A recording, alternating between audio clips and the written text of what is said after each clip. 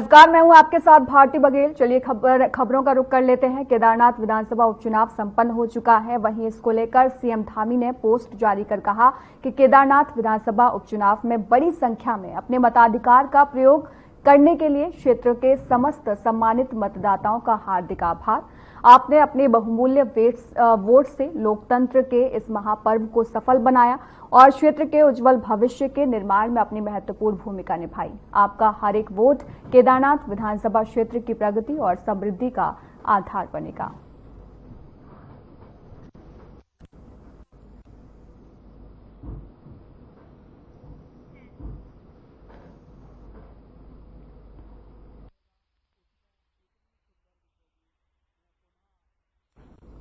Cabinet मंत्री गणेश जोशी ने गढ़ी cantt Dehradun में निर्माणाधीन सामुदायिक भवन के निर्माण कार्यों का स्थलीय निरीक्षण किया। बता दें कि मुख्यमंत्री की घोषणा के अंतर्गत गढ़ी कैंट में लगभग 10 करोड़ रुपए से अधिक की लागत से उत्तराखंड के सबसे बड़े निर्माणाधीन सामुदायिक भवन का निर्माण हो रहा है।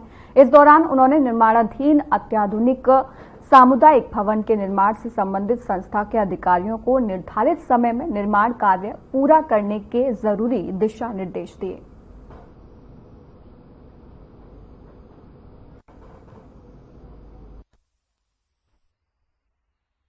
देखिए, इस क्षेत्र की जनता की मांग थी। अगल बगल की आबादी को जोड़ दें लगभग 40,000 लोग प्रभावित हो रहे थे। यहाँ पर कोई ब्याह शादी कोई फंक्शन होता था तो लोगों को शहर की ओर जाना पड़ता था और 2.5 लाख से कम में कोई वेडिंग पॉइंट नहीं होता था। और हमने आज 10 करोड़ की लागत से ये वेडिंग पॉइंट या कहने या मिलन केंद्र बनकर तैयार हो रहा है, जिसमें एक साथ 2 या 3 शादी भी हो सकती है। इतना बड़ा ये बना है। तो निश्चित ही इसके बनने के बाद, क्योंकि यहाँ पर एक तरह पुरुष सैनिक बंधुवर्गीय लोग, गरीब लोग यहाँ पर रहते हैं और उनकी प्रगति अलाउ नहीं करती थी। जो आदमी 2.5 लाख रुपए। राज्य की खेल मंत्री रेखा आर्या देहरादून में आयोजित जिला स्तरीय खेल महाकुंभ में बतौर मुख्य अतिथि शामिल हुई। साथ ही प्रतियोगिता में हिस्सा ले रहे खिलाड़ियों का उत्साह भी बढ़ाया। महाराणा प्रताप स्पोर्ट्स कॉलेज में आयोजित इस खेल महाकुंभ में विभिन्न खेल प्रतियोगिताओं के अंतर्गत करीब 100 लड़कियां हिस्सा ले रही हैं। अपने संबोधन में मंत्री रेखा आर्या ने कहा कि मुख्यमंत्री पुष्कर सिंह धामी के नेतृत्व में प्रदेश के हर खिलाड़ी को आगे बढ़ाने की अपनी प्रतिबद्धता को निभा रही हैं और खिलाड़ियों को वर्ल्ड क्लास सुविधाएं उपलब्ध करवा रही हैं।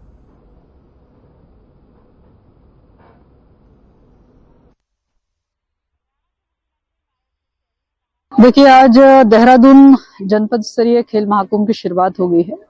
2 दिवसीय खेल महाकुंभ रहेगा और निश्चित रूप से आज इस खेल महाकुंभ में जिस प्रकार से बालिकाओं का प्रतिभाग और जिस प्रकार से एथलेटिक के गेम्स यहाँ पर हुए हैं, वो साफ बताता है कि लड़कियां पूरी तरीके से ऊर्जा से भरी है और खेल के प्रति एक अद्भुत उनके अंदर रुचि है और खेल को लेकर उनकी गंभीरता उसको करियर बनाने के दृष्टिकोण से भी उनके वार्तालाप से झलकता है। तो निश्चित रूप से इस प्रकार के खेल महाकुंभ एक सुंदर अवसर जो है वो हमारे खिलाड़ियों को देने का काम करता है। मैंने बहुत शुभकामना दी है कि बहुत जल्द आपकी हमारी मुलाकात जो है वो राज्य स्तरीय खेल महाकुंभ में होगा और निश्चित रूप से यही बच्चे जो विभिन्न जनपदों में जनपद स्तरीय खेल महाकुंभ से उत्तीर्ण होते हुए जो है राज्य स्तरीय में पहुंचेंगे और यही राज्य स्तरीय वाले में से बहुत सारे बच्चे ऐसे सेलेक्ट होंगे, मुझे उम्मीद है, जो कि नेशनल गेम में पार्टिसिपेट करेंगे।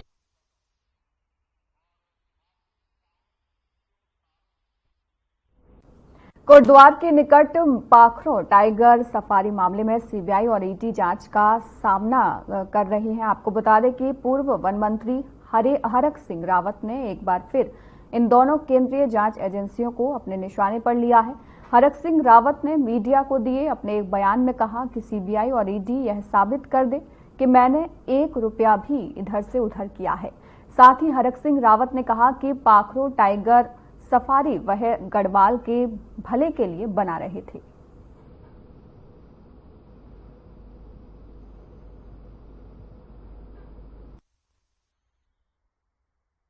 जो सबसे कहीं ना कहीं लोकसभा चुनाव हो रहा था, तुमने ईडी भेज दी, सीबीआई भेज दी।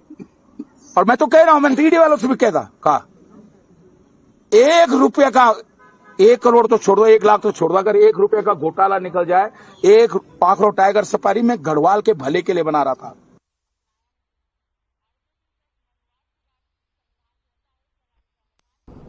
हल्द्वानी में बिजली उपभोक्ताओं पर प्रीपेड मीटर लगाने के फैसले को लेकर विवाद बढ़ता जा रहा है। अल्मोड़ा काशीपुर में तो कांग्रेसियों ने स्मार्ट मीटर लगाने का विरोध किया ही था। अब हल्द्वानी के कांग्रेस विधायक सुमित हृदय ने इसे जनता पर थोपा गया तुगल की फरमान बताया है और जोर देकर कहा है कि वे किसी भी हालत में प्रीपेड मीटर नहीं लगने देंगे। विधायक सुमित ने कहा, यह फैसला आम जनता के हितों के खिलाफ है। लोग पहले ही महंगाई और बेरोजगारी जैसी समस्याओं से जूझ रहे हैं। ऐसे में प्रीपेड मीटर लगाना उनके आर्थिक बोझ को और बढ़ा देगा। उन्होंने यह भी कहा कि इस फैसले से बिजली आपूर्ति में अनिश्चितता बढ़ेगी, जो सीधे तौर पर उपभोक्ताओं को नुकसान पहुंचाएगी, जिसे कांग्रेस कतई बर्दाश्त नहीं करेगी।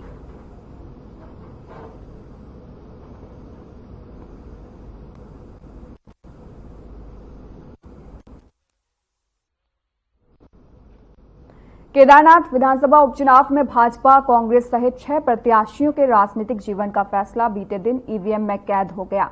आपको बता दें कि निर्वाचन आयोग के अनुसार 57.64% मतदान हुआ है।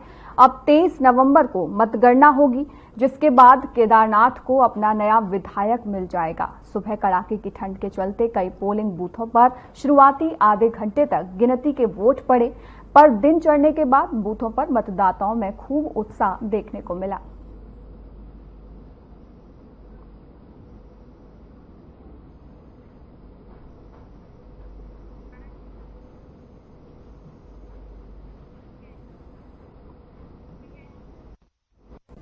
मुख्य निर्वाचन अधिकारी डॉक्टर बीवीआर सी पुरुषोत्तम के कुशल नेतृत्व में केदारनाथ विधानसभा उपनिर्वाचन शांतिपूर्वक और पारदर्शिता के साथ संपन्न हो गए हैं। कुल 57.64% मतदान हुआ है, जिसको लेकर अपर मुख्य निर्वाचन अधिकारी डॉक्टर विजय कुमार जोगदंडे ने बताया कि सफलतापूर्वक संपन्न हुए मतदान के लिए समस्त अधिकारियों कार्मिकों को बधाई है।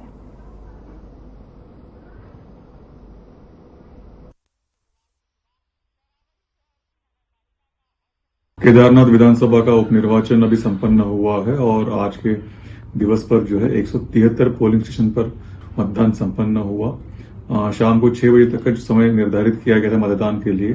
6 बजे तक का समय के अनुसार अभी तक 57.64% का मतदान जो है पूर्ण हुआ है और शांतिपूर्ण ढंग से मतदान संपन्न हुआ है।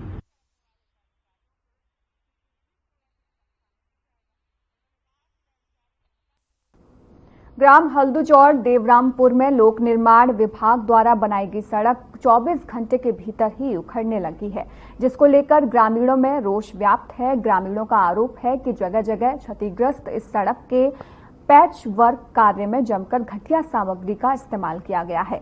सड़क खराब होने से ग्रामीणों को खासी परेशानी होती है, विशेषकर स्कूली बच्चों को आने जाने में बहुत परेशानी उठानी पड़ती है।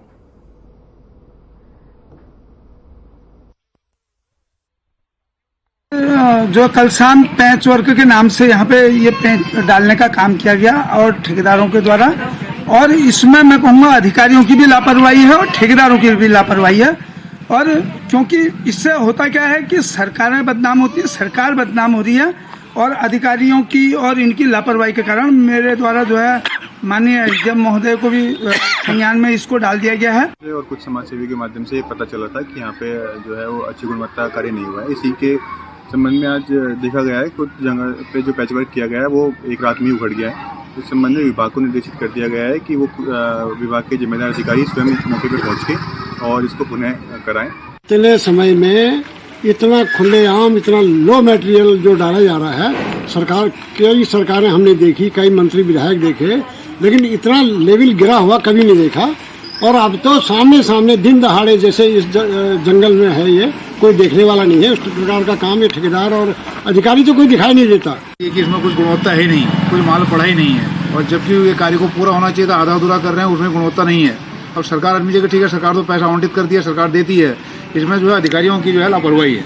ये रोड कल शाम को पड़ा है, इसको भी 12 घंटा पूरा हुआ नहीं है, तो अभी से रोड टूटने लग गई, जबकि इसमें इतनी हैवी गाड़ियां चलती हैं, 22 टेरा, 28 टेरा, 30 टेरा, और यहाँ पर सामने जो है अपना क्रेशर है, क्रेशर की गाड़ियां बराबर दिन और रात चलती हैं। अभी तो गोला खुली नहीं है, अभी तो ट्रैफिक और बढ़ेगा इसमें।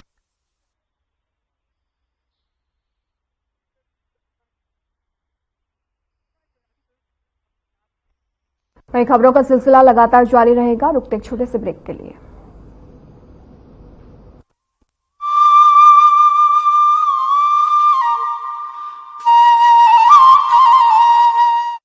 जिसे बनाने में किसी भारतवासी का पसीना बहा हो, उसे खरीदने पर जोर देना चाहिए और ये सबके प्रयास से ही संभव होगा। वोकल फॉर लोकल हमें व्यवहार में लाना ही होगा। देश के यशस्वी प्रधानमंत्री श्री नरेंद्र मोदी जी के वोकल फॉर लोकल के आह्वान से प्रेरित उत्तराखंड सरकार इस दिशा में हर महत्वपूर्ण कदम उठा रही है। प्रकृति, संस्कृति और विरासत को अपने अंदर समेटे उत्तराखंड में बने प्रोडक्ट एक ब्रांड के रूप में उभरते जा रहे हैं। उत्तराखंड सरकार द्वारा ग्रामीण उद्यमियों एवं कृषि उत्पादों को भी राष्ट्रीय और अंतर्राष्ट्रीय बाजारों से जोड़ने का प्रयास किया जा रहा है। उत्तराखंड सरकार द्वारा लॉन्च किया गया हाउस ऑफ हिमालयास ब्रांड क्षेत्र के प्रामाणिक हस्तशिल्प उत्पादों को बढ़ावा दे रहा है। वहीं उत्तराखंड देश का पहला राज्य बन गया है जिसे एक दिन में सबसे अधिक 18 GI टैग मिले। ये सभी प्रयास उत्तराखंड सरकार के वोकल फॉर लोकल के प्रति प्रतिबद्धता का प्रमाण है। लोकल उत्पादों को अपनाकर हम न केवल उत्तराखंड की विरासत को सहेज रहे हैं, बल्कि स्थानीय लोगों को आर्थिक रूप से सशक्त भी बना रहे हैं। आइए इस त्योहार स्थानीय उत्पादों को अपनाकर उत्तराखंड की प्रगति में अपना योगदान दें और साथ मिलकर एक आत्मनिर्भर और समृद्ध उत्तराखंड बनाएं। मुख्यमंत्री पुष्कर सिंह धामी के नेतृत्व में राज्य सरकार ने बढ़ाए प्लास्टिक मुक्त उत्तराखंड की दिशा में मजबूत कदम। डिजिटल डिपॉजिट रिफंड सिस्टम लागू करने वाला देश का पहला राज्य बना उत्तराखंड।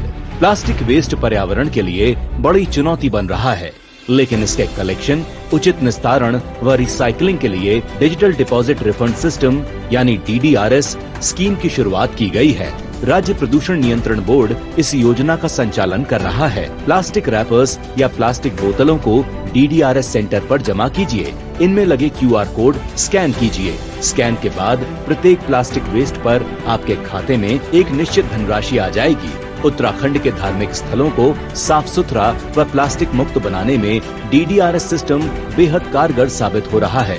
इसके जरिए धार्मिक स्थलों, पर्यटन स्थलों और पहाड़ी क्षेत्रों में प्लास्टिक कचरे को एक जगह आसानी से इकट्ठा किया जा सकेगा, यानी सिंगल यूज्ड प्लास्टिक वेस्ट का सही निस्तारण करते हुए साफ सफाई के साथ कमाई भी की जा सकती है। मुख्यमंत्री पुष्कर सिंह धामी के निर्देशों पर उत्तराखंड में सिंगल यूज्ड प्लास्टिक और पॉलीथीन को बैन किया गया है। हम सभी को अपने अपने स्तर पर अपने शहर और अपने गांव को, अपने मोहल्ले को साफ सुथरा रखने का प्रयास करना पड़ेगा। अपने आसपास स्वच्छता का वातावरण बनाना होगा। प्लास्टिक वेस्ट की रिसाइकलिंग और रीयूज करते हुए सही निस्तारण किया जा रहा है। देहरादून में प्लास्टिक को रिसाइकल करके बेंच, शेड और इंटरलॉकिंग टाइल्स बनाई जा रही हैं। पॉलिथीन, प्लास्टिक रैपर आदि को एकत्र करने के लिए पॉलिथीन कचरा बैंक खोले गए हैं। इसके अलावा नगर निकायों के माध्यम से ठोस कचरे का डोर टू डोर कलेक्शन किया जा रहा है। उत्तराखंड को प्लास्टिक मुक्त बनाने में तकनीक के साथ साथ जन भागीदारी भी जरूरी है। आइए मिलकर स्वच्छ उत्तराखंड के संकल्प को साकार करें। प्लास्टिक मुक्त उत्तराखंड, साफ स्वच्छ उत्तराखंड।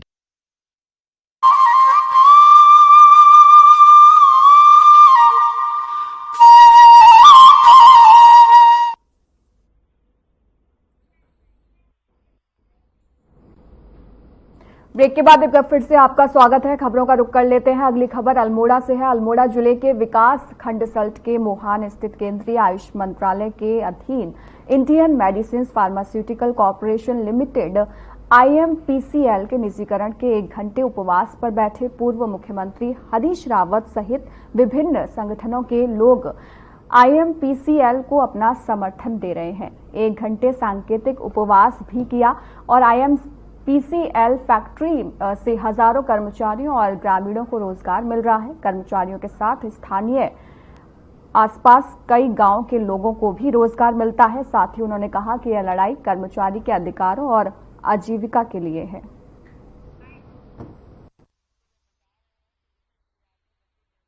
माननीय हरीश रावत जी हमेशा प्रतीक माने जाते हैं। उत्तराखंड की पहचान है, आवाज है।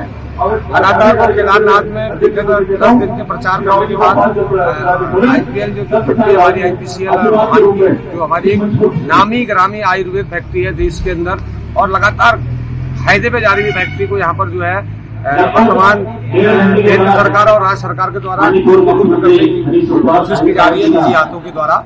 इसका हम विरोध करते हैं और आप देख सकते हैं कि यहाँ पर जो जानकारी हमने प्राप्त की है, माननीय हरीश रावत जी का विधिवत पूर्ववत कार्यक्रम 16 अक्टूबर को रामनगर में पद यात्रा के दौरान उन्होंने घोषणा करी थी कि मैं 14 नवंबर जवाहरलाल नेहरू के जन्मदिन के अवसर पर वहां पर मौन उपवास रखूंगा। उत्तराखंड के केदारनाथ का विधानसभा का उपचुनाव होने के कारण, व्यस्तता होने के कारण उन्होंने हमें वहां भेजा और हमने उस 14 अक्टूबर को एक IMPCL बचाओ, उद्योग बचाओ और नेहरू जी के जन्मदिन को उद्योग बचाओ के रूप में मनाया। रुद्रपुर के फॉरेंसिक साइंस लिबर्टी में 10 दिन से चल रही कार्यशाला का समापन बड़े धूमधाम से मनाया गया। इसके संयुक्त निदेशक नोडल ऑफिसर RFSL द्वारा पौधारोपण कर सम्मानित किया गया। Chief forensic scientist director doctor SK Jain ने आम पौधारोपण किया।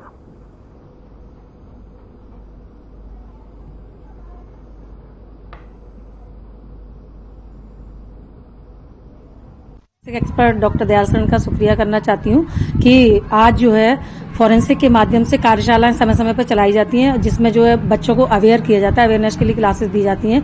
और आज जो है ऑनलाइन हमारे फॉरेंसिक के चीफ ऑफ दी फॉरेंसिक हैं डॉक्टर SK जैन जी, उनसे मेरी ऑनलाइन वार्ता हुई और मैंने उनसे रिक्वेस्ट किया कि उत्तराखंड राज्य के जितने भी स्टूडेंट्स हैं जो हमारे फॉरेंसिक में आना चाहते हैं। कुमाऊं यूनिवर्सिटी के कुछ छात्र यहाँ पर आए थे, तो वो MSc 3rd ईयर और 2nd ईयर के स्टूडेंट्स हैं वहाँ पर कुमाऊं यूनिवर्सिटी में। तो वहाँ से हम लोगों को रिक्वेस्ट किया गया था कि इनको इंटर्नशिप करा दिया जाए।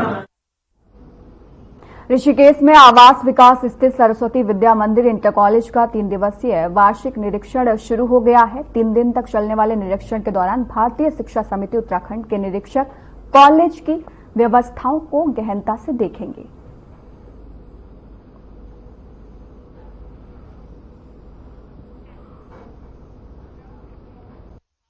खटीमा नगर पालिका परिषद की संपत्तियां जो पालिका की आय के प्रमुख साधन हैं, उन पर करोड़ों का बकाया चल रहा है। आपको बता दें कि नगर पालिका परिषद के आंकड़ों के अनुसार सरकारी भवनों, दुकानों और अन्य संपत्तियों को मिलाकर करीब 1 करोड़ रुपए से ऊपर का बकाया है।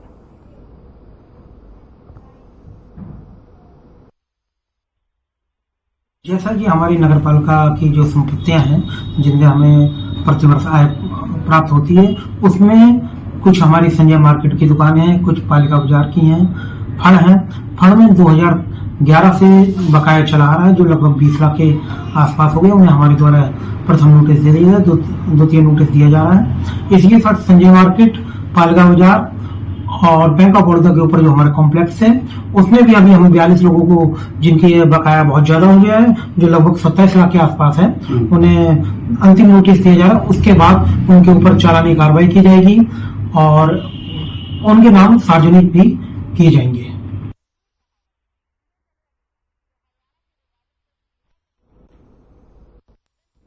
ऋषिकेश में राष्ट्रीय हिंदू शक्ति संगठन ने 10वां स्थापना दिवस धूमधाम से मनाया। कार्यक्रम 72 सीढ़ी गंगा घाट पर हुआ, जिसमें मुख्य अतिथि बस अड्डा पुलिस चौकी प्रभारी नवीन डंगवाल पहुंचे।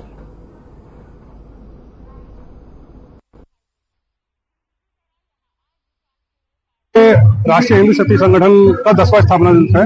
राष्ट्रीय स्थापना दिवस, हमारे संगठन को 10 साल हो गए हैं जिसमें, और मैं उत्तराखंड के प्रदेश अध्यक्ष होने के नाते आज हमने राष्ट्रीय हिंदू शक्ति संगठन के 10वें स्थापना दिवस पर सभी सनातनी भाइयों को, पूरे देश को सनातन प्रदेश बनाने के लिए, सनातन राज्य बनाने के लिए, इस देश को सनातन की ओर ले आने के लिए, सनातन की ताकत, सनातन की महिमा और संविधान के गुणगान के लिए हमने आज यहाँ। भारतीय सेना में प्रादेशिक सेना की पिथौरागढ़ में भर्ती चल रही है।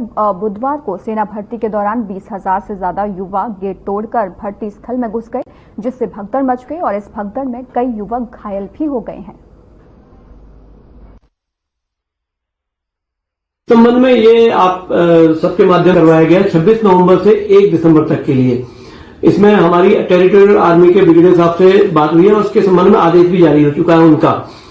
जो बच्चे यहाँ पिथौरागढ़ आ चुके हैं उनकी भर्ती जो है कल और परसों होगी। जो बच्चे नहीं आ पा रहे हैं किन्हीं कारणों से, टनकपुर या हल्द्वानी। आज की दौड़ भाग भरी जिंदगी में जब लोग हंसना भूल गए हैं, तब हमारे बीच कुछ युवा ऐसे भी हैं जो अपने सामाजिक संदेशों के जरिए लोगों के चेहरे पर खुशी लौटाने की कोशिश में लगे हैं। कोटद्वार के वंशदीप चौहान भी ऐसे ही युवा हैं जो सोशल मीडिया में अपने छोटे छोटे वीडियो डालकर लोगों के चेहरों पर हंसी लौटाने का काम करते हैं। अपनी रील से ये संदेश देना चाहता हूँ कि कुछ जो लोग गंदगी फैला रहे हैं देश में और मतलब कोटद्वार को काफी गंदा कर चुके हैं, तो उसको बचाने के लिए, और मैंने एक रील दिवाली पे बनाई थी, उसमें मैंने पोस्टर बनाया था कि अपना स्वच्छ कोटद्वार रखें, पॉल्यूशन मुक्त कोटद्वार रखें, ज्यादा पटाखे ना फोड़ें। और मुझे बस यही मोटिव लोगों को देना है कि अपना आसपास का एरिया सब कुछ अच्छा स्वच्छ रखें।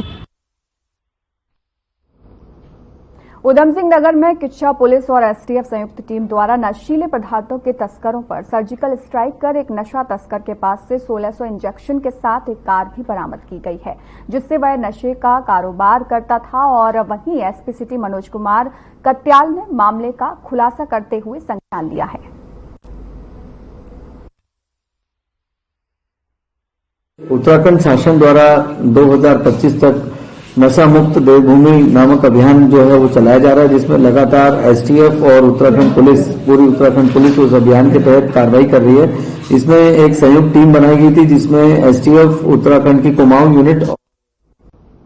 ड्रग्स फ्री देवभूमि मिशन को साकार करने की ओर अग्रसर होकर नशे के विरुद्ध सख्त कदम उठाते हुए भतरौंज खान वरिष्ठ पुलिस अधीक्षक की अध्यक्षता में पुलिस नशे के खिलाफ जीरो टॉलरेंस नीति अपना रही है। इसको लेकर पुलिस टीम ने चेकिंग अभियान में एक युवक सहित नाबालिग को गिरफ्तार भी किया है।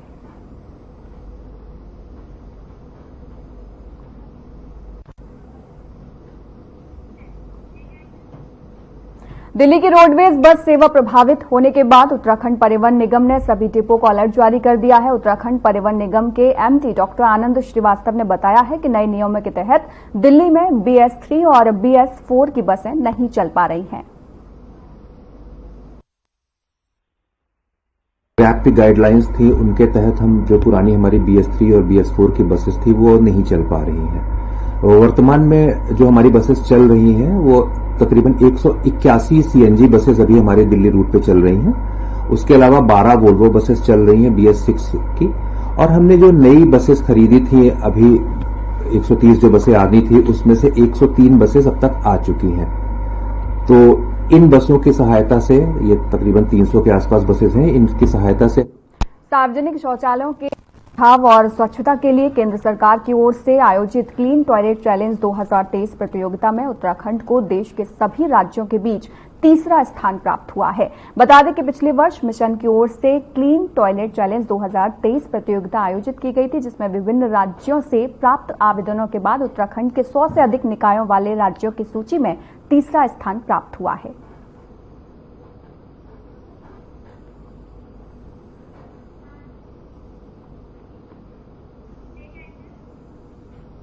पौड़ी में पुलिस मुख्यालय से जारी आदेशों के अनुक्रम में फरार चल रहे और इनामी बदमाशों के विरुद्ध अभियान चलाया जा रहा है। यह अभियान काफी सफल साबित हो रहा है। एडिशनल एसपी कोटद्वार जया बलूनी ने मीडिया से जानकारी साझा की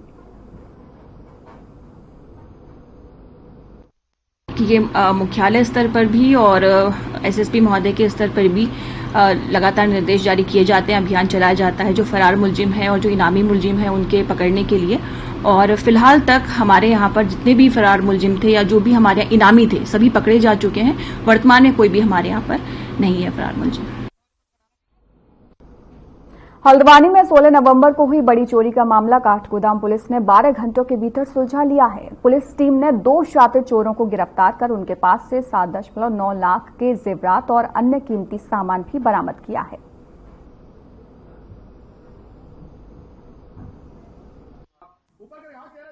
थाना काठगोदाम के डमाडोंगा क्षेत्र में एक परिवार के बाहर जाने पर उनके घर में चोरी की गई। और उनके द्वारा बताया गया उनके घर का कुछ घरेलू सामान और कुछ जेवरात जो है वो चोरी कर लिए गए।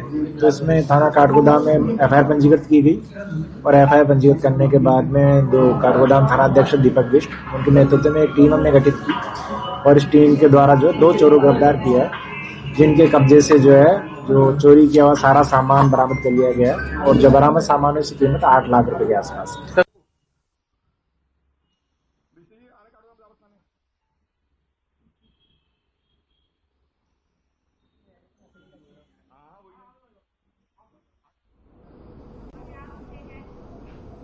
फिलहाल इस बुलेटिन में इतना ही। नमस्कार।